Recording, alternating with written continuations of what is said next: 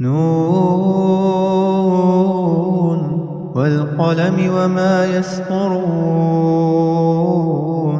ما أنت بنعمة ربك بمجنون وإن لك لأجرا غير ممنون وإنك لعلى خلق عظيم فستبصر ويبصرون بأيكم المفتون إن ربك هو أعلم بمن ضل عن سبيله وهو أعلم بالمهتدين فلا تطع المكذبين ودوا لو تدهن فيدهنون ولا تطع كل حلاف مهين هماز مشاء بنميم مناع للخير معتد أثيم عتل بعد ذلك زنيم أن كان ذا مال وبنين إذا تتلى عليه آياتنا قال أساطير الأولين سنسمه على الخرطوم إنا بلوناهم كما بلونا أصحاب الجنة إذ أقسموا ليصرمنها مصبحين ولا يستثنون فطاف عليها طائف من ربك وهم نائمون فأصبحت كالصريم فتنادوا مصبحين أن اغدوا على حرثكم إن كنتم صارمين فانطلقوا وهم يتخافتون ألا يدخلنها اليوم عليكم مسكين وغدوا على حرد قادرين فلما رأوها قالوا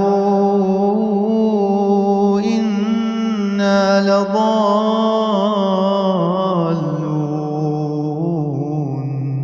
بل نحن محرومون قال أوسطهم ألم أقل لكم لولا تسبحون قالوا سبحان ربنا إنا كنا ظالمين فأقبل بعضهم على بعض يتلاومون قالوا يا ويلنا إنا كنا طاغين عسى ربنا أن يبدلنا خيرا منها إنا إلى ربنا راغبون كذلك العذاب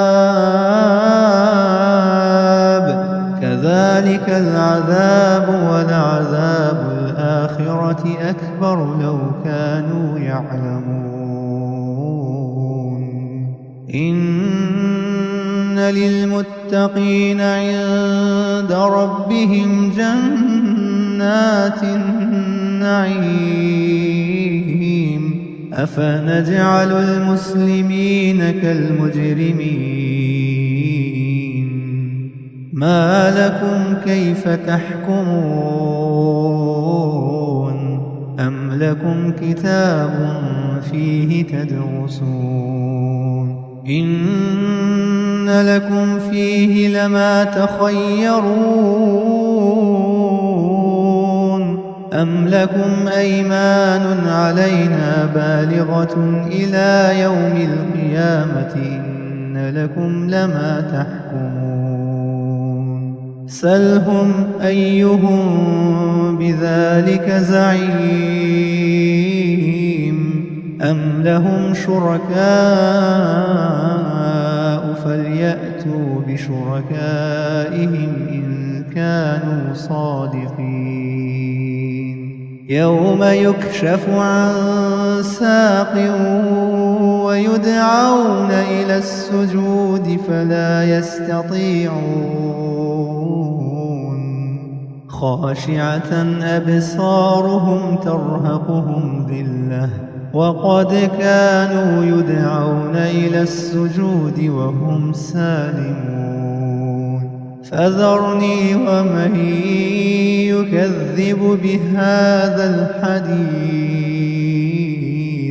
سنستدرجهم من حيث لا يعلمون وأملي لهم إن كيدي متين أم تسألهم أجرا فهم من مغرم مثقلون أم عندهم الغيب فهم يكتبون فاصبر لحكم ربك ولا تكن كصاحب الحوت إذ نادى وهو مكظوم